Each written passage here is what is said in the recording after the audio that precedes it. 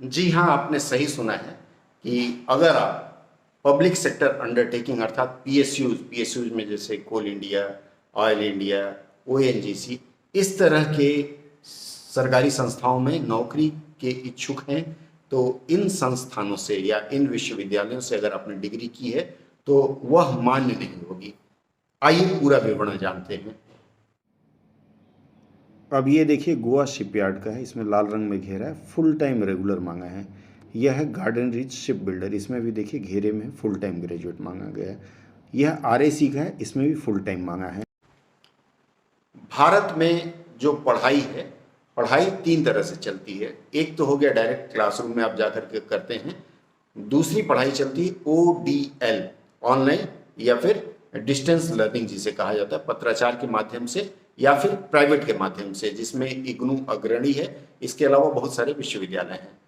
तीसरा जो है वह है आजकल ऑनलाइन डिस्टेंस लर्निंग हो गया है, मतलब ऑनलाइन माध्यम से आप पढ़ाई भी ऑनलाइन करेंगे, परीक्षा भी ऑनलाइन देंगे और सर्टिफिकेट भी शायद ऑनलाइन ही आता है। ये अगर आप वर्किंग प्रोफेशनल हैं तब तो आप कॉलेज जा नहीं सकते, कहीं नौकरी करते हैं तो आपकी मजबूरी होती है कि आप बीए या फिर एमए, इग्नू या फिर इस तरह की बहुत सारी संस्थाएं, अन्नामलई यूनिवर्सिटी है, उस्मानिया यूनिवर्सिटी है, जामिया मिलिया है, ओडिशा स्टेट ओपन यूनिवर्सिटी है, तमाम हर राज्य में एक आध इस तरह के विश्वविद्यालय हैं।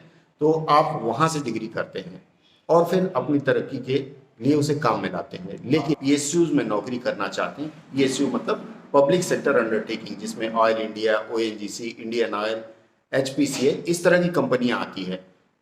इसमें अगर आपको नौकरी करनी है तो इन विश्वविद्यालयों से की हुई डिग्री को ये मान्य नहीं करते, तो आपकी डिग्री बेकार जाएगी। इसलिए अगर आप बीए या फिर एमए करने के इच्छुक हैं, आपके पास समय है, तो इन विश्वविद्यालयों में प्रवेश न लें। मैं पिछले 5 सालों से मॉनिटर कर रहा हूं, मैं देख रहा हूं कि जितने भी पीएसयूज हैं पब्लिक सेक्टर अंडरटेकिंग, उसमें से 99% जब भी वैकेंसीज निकालते हैं तो उसमें लिखते हैं graduation should be in a regular mode, अर्थात आप रेगुलर मोड मतलब कॉलेज जा करके या फिर ऐसे कॉलेज में दाखिला करा के आप पढ़ाई करते हैं जिसमें आपकी डिग्री रेगुलर हो, तभी आप फॉर्म भर पाएंगे। आपका टैलेंट, आपकी योग्यता सब वहां धरा का धरा रह जाता है।